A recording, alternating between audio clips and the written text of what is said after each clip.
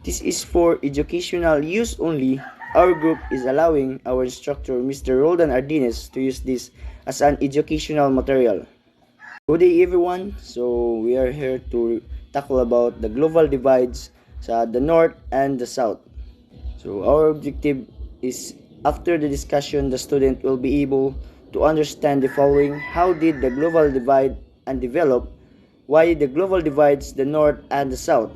What is the difference between third world and the global south? Define the term global south and differentiate the global south from the third world, and analyze the new conception of global relations emerged from the experience of Latin American countries. So, global north and the global south. The concept of global north and global south, or the north-south divide into global context, is used to describe a groupings of countries along the lines of socio-economic and political characteristics. The global south is a term that broadly comprises countries in the regions of Africa, Latin America, and the Caribbean, Asia without Israel, Japan, and South Korea, and Oceania without Australia and New Zealand.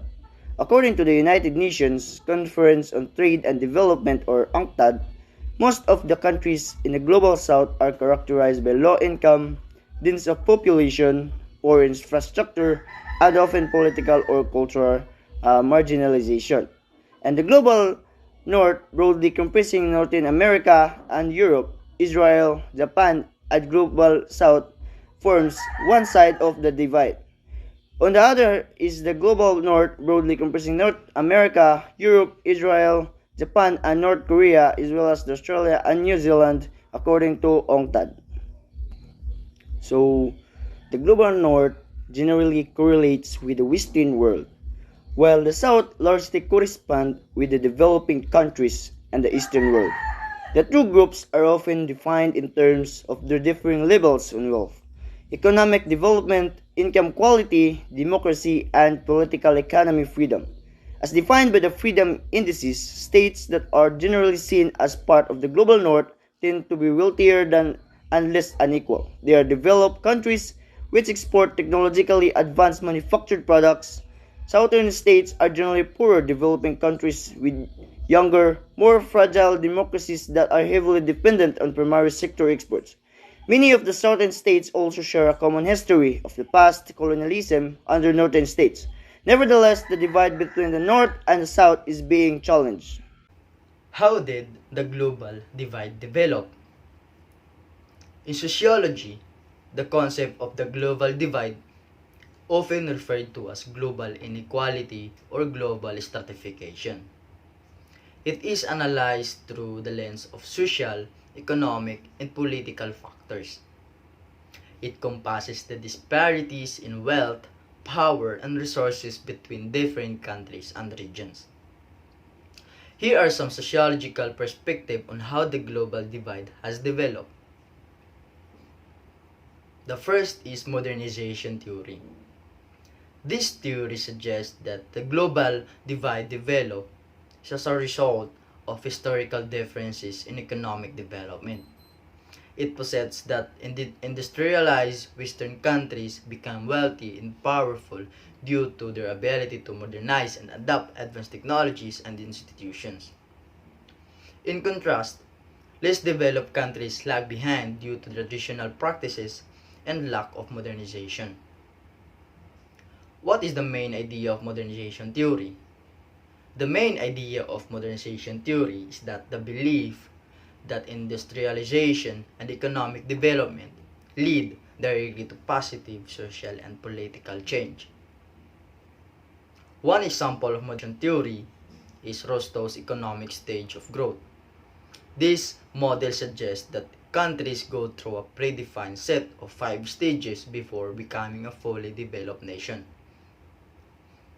Modernization helps in elimination of illiteracy from the society by making provisions for people to attend schools and colleges. So, how did global divide develop? Dependency theory. This perspective argues that the global divide is a result of exploitation of less developed ones. It asserts that colonialism and neocolonialism have created a system where wealthy nations extract resources and cheap labor from poor nations, so perpetuating global inequalities.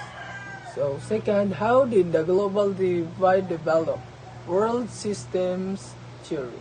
This theory, developed by Emmanuel Wallerstein, views that global divide as a consequence of a world economic system that is divided into core, semi-periphery, and periphery countries.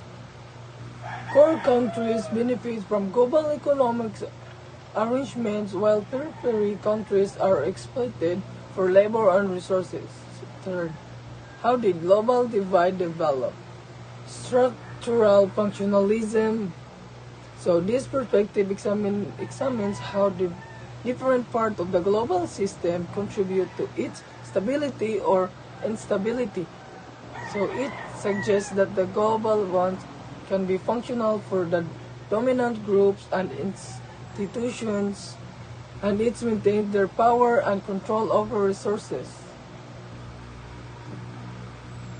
How did the global divide develop? Conflict theory.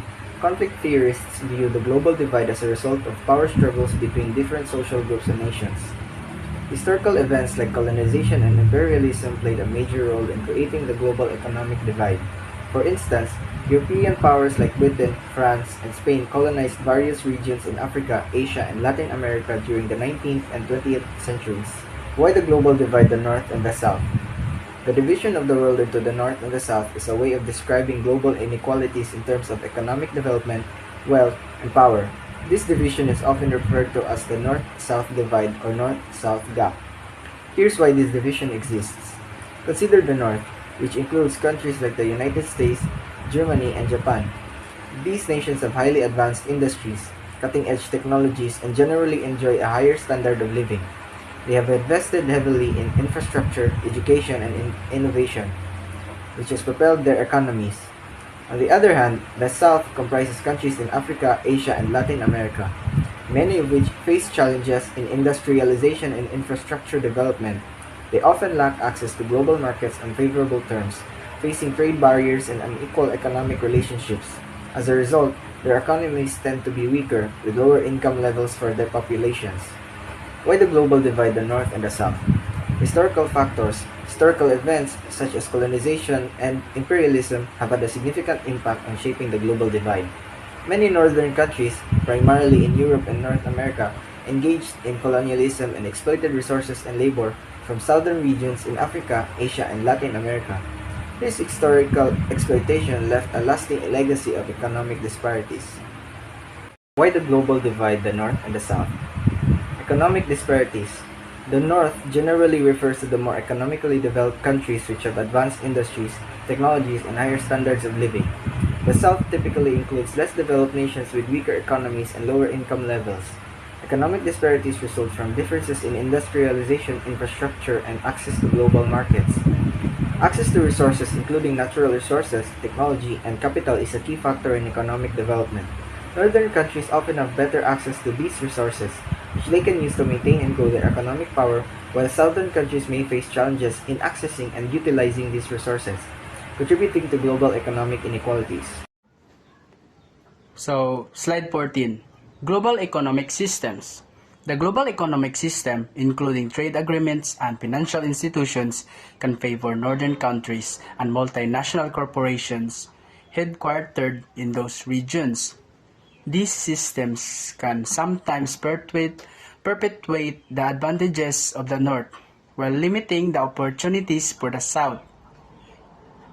The unequal distribution of power and resources in the global economic system, where northern countries and multinational corporations often have the upper hand, leading to persistent disparities between northern and southern regions. Addressing these disparities requires international cooperation and reforming economic structures to promote fairness and opportunities for all countries, regardless of their geographic location. So, next slide, 15. Access to resources. Northern countries often have better access to natural resources, technology, and capital. They can leverage these advantages to maintain and expand their economic power. This means that the northern countries have more advantage than southern countries. This advantage can create a cycle where northern countries continue to accumulate wealth and resources, further solidifying their economic dominance, while southern countries may face challenges in accessing these crucial resources, which can hinder their development efforts. So, next slide 16. Educational and technological disparities. Investment in education and technology is generally higher in the north, leading to a skilled workforce and innovation. This contributes to economic growth, and this imbalance underscores the importance of efforts to promote equitable access to education and technology worldwide to help bridge the developmental gap between northern and southern countries. So,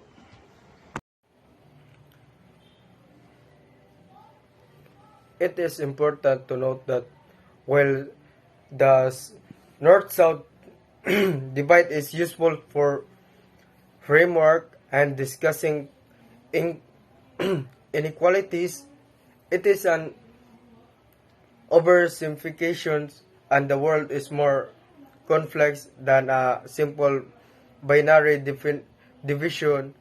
There are variation with regions, and some southern countries have experienced significant economic growth and development in recent years.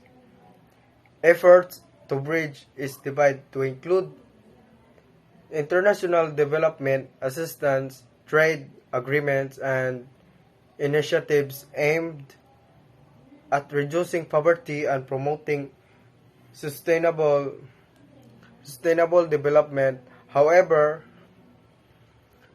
addressing these disparities remain a complex and ongoing challenge of global state. Let's go. Political power is the capacity of a person, group, or institution to affect and direct the choices, policies, and actions to the government within a policy and political system. It is a key idea and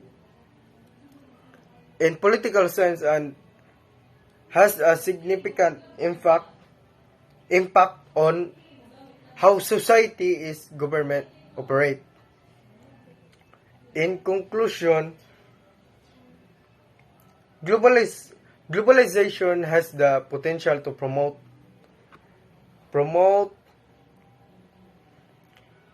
economic growth and cross-cultural interaction, but it also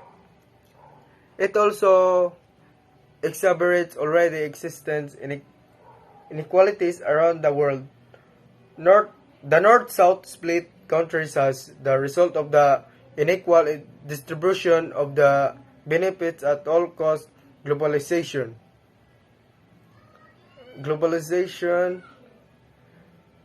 with many global South nations struggling with issues including economic reliance, homogenizations, and environmental fragility. International cooperation, ethical trade practices, and regulations that support equitable and development are frequently needed to address these inequalities. Complex and varied problems and conflict instability have significant impact to civilization, countries, and and the global community in order to prevent, minimize, and overcome these problems and advance peace, prosperity. It is essential to understand the dynamics of conflict and instability. Hey, that's all. Good day everyone, I'm Decadet Laruyer Aljon GB, and today I'm going to discuss about why the global divide the North and the South. So, conflict and instability, some southern regions have experienced political instability and armed conflict, which can hinder economic development and exacerbate poverty. So, international aid and development efforts to bridge the divide through the foreign aid and development assistance have not always been successful, and issues of corruption and mismanagement can sometimes hinder progress. The global divide between the North and the South primarily stems from the economic disparities, historical and colonialism, and geographic factors.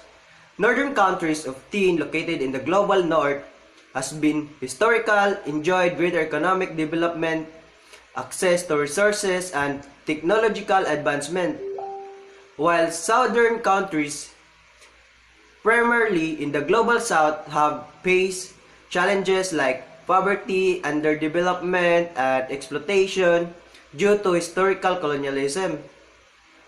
These divides persist due to complex factors such as unequal global trade, access to education, and political power and imbalances.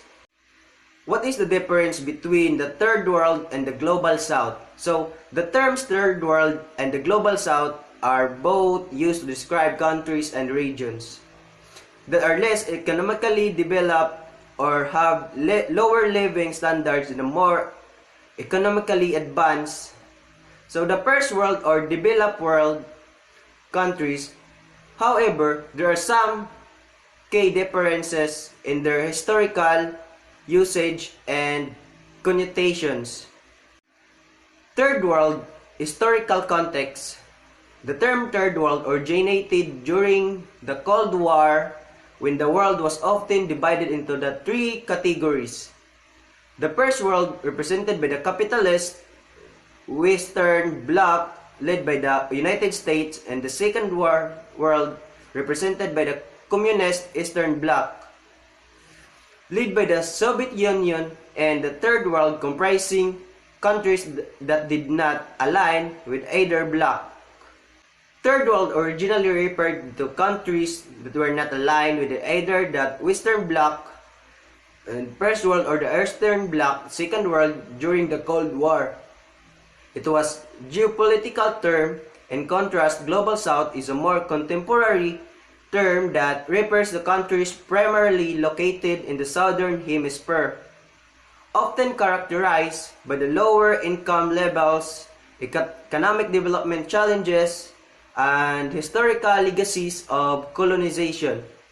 While Third World is a Cold War era concept, Global South is a broader and more inclusive term that consider the socioeconomic factors rather than just political alignment. Good day, sir. I am Dick Cadet Fabulardi City. So my topic was, what is the difference between Third World and Global South? So, broad scope.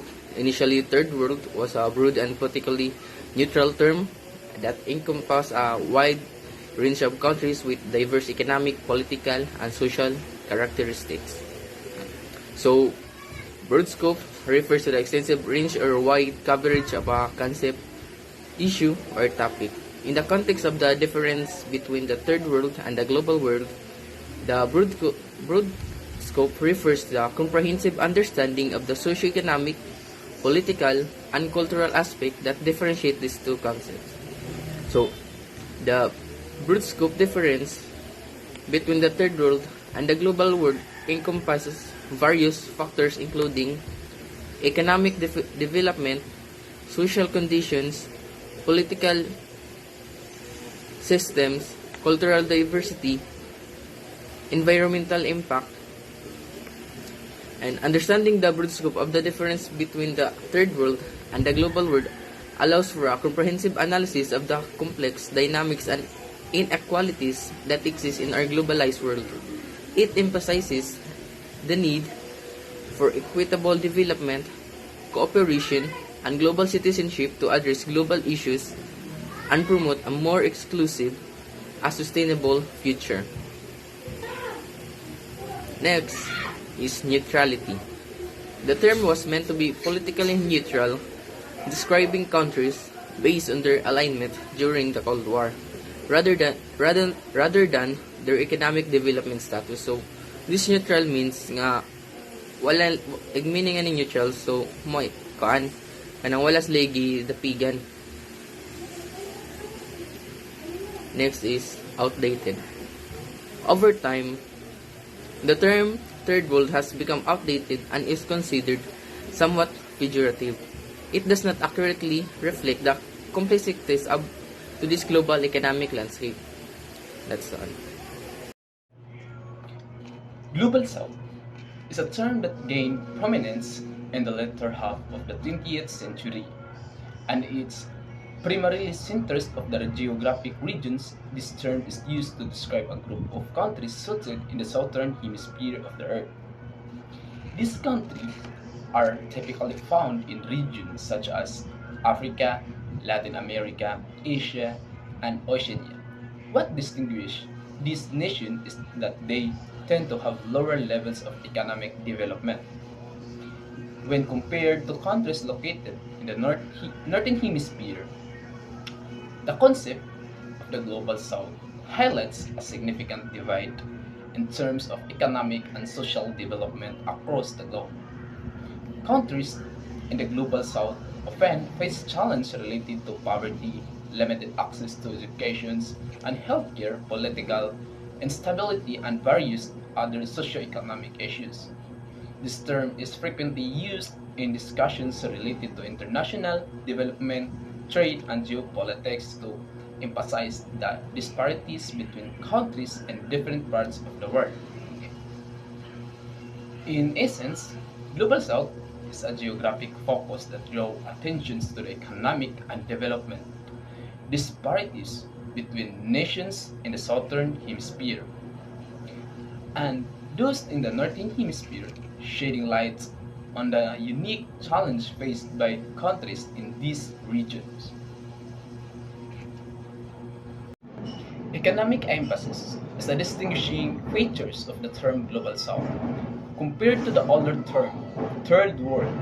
While both terms are used to describe countries with lower levels of development, Global South placed a stronger focus on economic factors, particularly disparities in wealth and living standard among nations. Third World is a more general term that originated during the Cold War and referred to countries that we are not aligned with either the Western capitalist bloc or the Eastern communist bloc. It did not inherently emphasize economic aspect but rather encompassed a broader geopolitical classification. In contrast, Global South zeroes in economic development as a defining characteristic. It underscored the disparities in economic wealth distribution and overall living conditions between countries located in the South Hemisphere, such as parts of Africa, Latin America, Asia, and Oceania. And this is the Northern Hemisphere. This emphasis on economic factors highlight the challenge these countries face in terms of poverty, access to education, healthcare, and overall economic well-being. By focusing on economic disparities, Global South underscores the need of addressing issues related to international development, trade, and wealth distribution on global scale. It draws attention to socio-economics inequalities to exist between nations and underscore the importance of effort to reduce the disparities through various means, including foreign aid, trade policies, and sustainable development initiatives.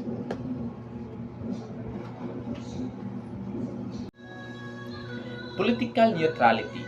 is a key aspect of the term Global South that distinguish it from older terms like a third world. This neutrality is particularly important because it helped avoid the Cold War era connotations associated with the term like third world in discussions of international relations, economic development, and social progress. Global South is often preferred due to impartiality. During the Cold War, the world was divided into two major political and ideological blocs. The Western capitalist bloc, led by the United States and its allies, to the Eastern communist bloc, led by the Soviet Union and its allies. The term Third World emerged during the period of and was often used to describe countries that did not align with either of this bloc. However, this term inherent political connotation related to the East-West divide. Global South, on the other hand, avoid the political baggage. It is more neutral term of focus primarily on geographic and economic factors, particularly the disparities in economic development and living standard amongst nations. This literally makes a suitable choice of discussion related to economic and social development without entailing the conversions in Cold War era political divisions. As a result, Global South has become a widely accepted and preferred term in academia, international relations, and development studies with addressing issues related to poverty, inequality, and challenges faced by the countries in regions like Africa, Latin America, Asia, and Oceania. It allows for more constructive and politically unbiased discussions around these important global issues. Define the term Global South. Differentiate the Global South from the Third World and analyze how a new conception of global relation emerged from the experiences of Latin American countries. So the term Global South refers to a grouping of countries and regions located primarily in the Southern Hemisphere that tend to be less economically developed or have lower living standards compared to other countries in the Northern Hemisphere.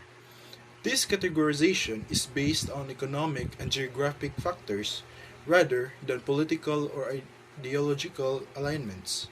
So the term Global South is used to describe a collection of countries and regions situated mainly in the Southern Hemisphere. These areas typically exhibit lower levels of economic development and living standards when contrasted with other countries in the Northern Hemisphere. This classification is rooted in economic and geographic criteria and is not determined by political or ideological affiliations.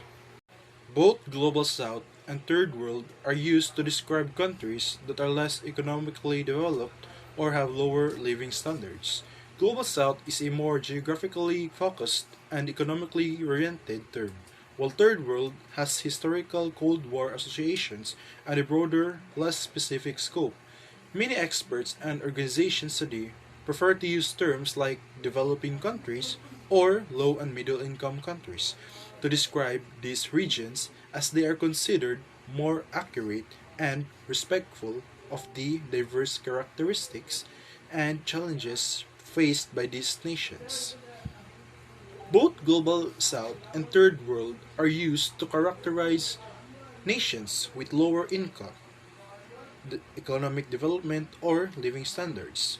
Global South is primarily a geographic and economic term, whereas Third World has historical Cold War connotations and a broader, less precise meaning. Presently, experts and organizations often favor terms like developing countries or low and middle income countries to provide a more accurate and respectful descriptions of these regions, acknowledging their diverse characteristics and challenges. Latin America's historical experiences of colonization, independence, economic dependency, and political movements have given rise to a unique perspective on global relations. This perspective emphasizes concepts like sovereignty, self determination, regional integration, and social justice. Latin America's countries have actively sought to assert their interests on the global stage, and have contributed to the evolving discourse on international politics and economics. Their experiences have highlighted the need for a more equitable and inclusive approach to global relations. Latin America's historical journey through colonization, independence, economic dependence, and political movements have shaped a distinct global perspective centered on sovereignty, self determination, regional unity, and social justice. Latin America's nations have actively advocated for their interest in global affairs, enriching the discourse on international politics and economics, and emphasizing the importance of fairness and inclusivity in global relations.